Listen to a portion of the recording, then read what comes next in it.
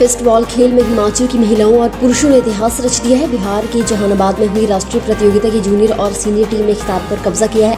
पुरुष senior team प्रतियोगिता में उपविजेता रही है। महिलाओं के जूनियर वर्ग में हिमाचल की श्वेता शर्मा को प्रतियोगिता का सर्वश्रेष्ठ खिलाड़ी चुना गया।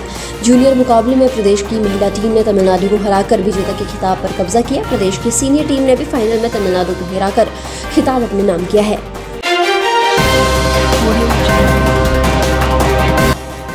भारतीय प्रदेश कर्मचारी चयन आयोग ने गुरुवार को शास्त्रीय पोस्ट कोड 813 और 603 पदों के लिए ली गई परीक्षा का अंतिम परिणाम घोषित कर दिया है। इनमें से 582 पदों पर अभ्यर्थी चयनित होकर शास्त्री बने हैं, जबकि 12 पदों के लिए पात्र अभ्यर्थी न मिलने से खाली रह गए हैं और 9 पद उच्च न्यायालय के दिशा निर्देशों के अनुसार खाली रह गए हैं।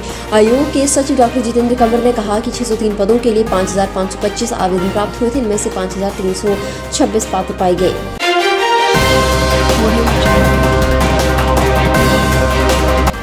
हिमाचल प्रदेश के चंबा कॉलेज में एसएफआई और एबीवीपी के कार्यकर्ताओं के बीच मारपीट होगी। इस दौरान कार्यकर्ताओं के बीच जमकर लात घूंसे चले। एक दूसरे को बालों से पकड़कर घसीटती रही छात्राओं के बीच हाथापाई की एक घटना गुरुवार दोपहर करीब 1 बजे हुई। इसका वीडियो सोशल मीडिया पर खूब वायरल हो रहा है। कॉलेज में स्थिति नियंत्रण से बाहर हुई तो प्रशासन ने पुलिस चौकी सुल्तानपुर में सूचना दी।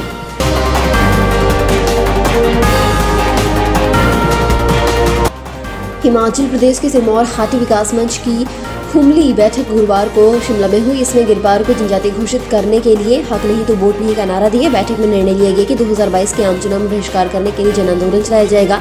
आंदोलन को तेज करने पर भी चर्चा की गई। सिरमौर हाटी विकास मंच शिमला यूनिट अध्यक्ष प्रदीप सिंह सिंगटा और महासचिव अंतर सिंह तोमर ने कहा कि जब भी रिपोर्ट और कागज तैयार हैं तो सरकार क्यों 3 लाख लोगों को हक दिलाने में आनाकानी कर रही है। हाटी समुदाय में लोगों में आक्रोश बढ़ता जा रहा है।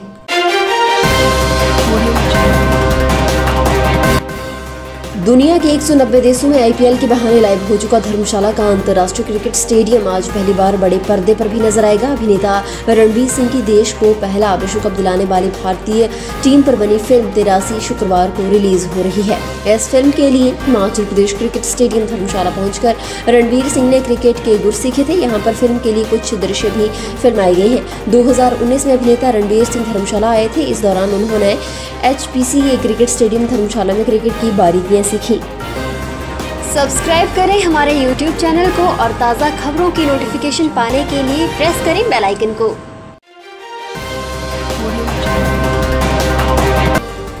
यूरोपीय देश मोंटेनेग्रो में हुई स्कीइंग की अंतर्राष्ट्रीय प्रतियोगिता में मनाली की अंचल ठाकुर ने इतिहास रच दिया है। उन्होंने अल्पाइन में भारत के लिए कांस्य पदक जीता है। इससे पहले उन्होंने 2018 में टर्की में हुई स्कीइंग में अंतर्राष्ट्रीय स्पर्धा में कांस्य पदक जीता था। वे देश की पहली महिला खिलाड़ी बन गई है जिन्होंने स्कीइंग में भारत के लिए किसी अंतर्राष्ट्रीय प्रतियोगिता में 2 कांस्य पदक जीते हैं। अंचल ठाकुर के पिता रोशन ठाकुर ने बताया कि उनकी बेटी ने अंतर्राष्ट्रीय स्तर पर देश और प्रदेश का नाम चमकाया है। पांवटा साहिब के सिविल अस्पताल के बाहर कड़ाके की ठंड में प्रदर्शनकारियों द्वारा रात भर नारेबाजी की गई। बता दें कि अल्ट्रासाउंड मशीन को शुरू करने के लिए पांवटा साहिब व्यवस्था परिवर्तन मंच के युवा 5वें दिन भी हड़ताल पर रहे और रात भर सरकार के खिलाफ नारेबाजी की। पिछले 6 वर्षों में बंद पड़ी अल्ट्रासाउंड मशीन को लेकर 5 दिनों से व्यवस्था परिवर्तन मंच के युवा हड़ताल पर हैं। अस्पताल के गेट पर पिछले 4 रातों से वे ठंड का कहर झेल रहे हैं।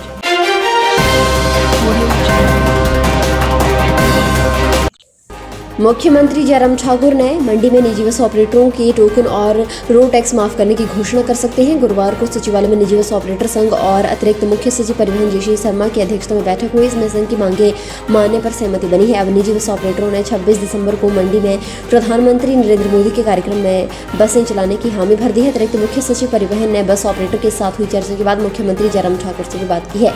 निजी बस ऑपरेटरों की मांगों पर चर्चा के बाद सरकार ने पाया कि उनकी मांगे जायज हैं। कोरोना काल में टूरिज्म और परिवहन सेवाएं बहुत प्रभावित हुई हैं। इससे निजी बस ऑपरेटरों को भी नुकसान उठाना पड़ा है।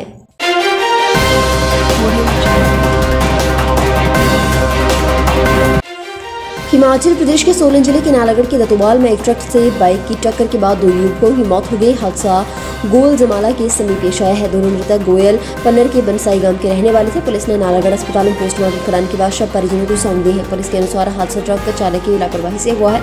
ट्रक चालक घटना के बाद मौके से फरार हो गया है। पुलिस ने चालक के खिलाफ मामला दर्ज कर छानबीन शुरू कर दी है।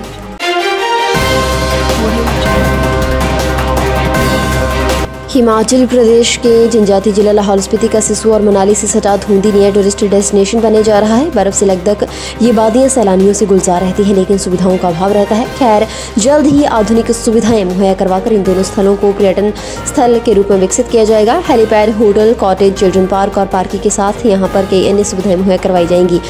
कुल्लू और लाहौल स्पीति ने पर्यटन विभाग के माध्यम से इसका प्रारूप तैयार किया है। इस प्रोजेक्ट पर करोड़ों रुपए खर्च किए जाएंगे। फिलहाल के लिए बस इतना ही। और बड़ी खबरों के लिए बने रहेंगे सुपर भारत के साथ।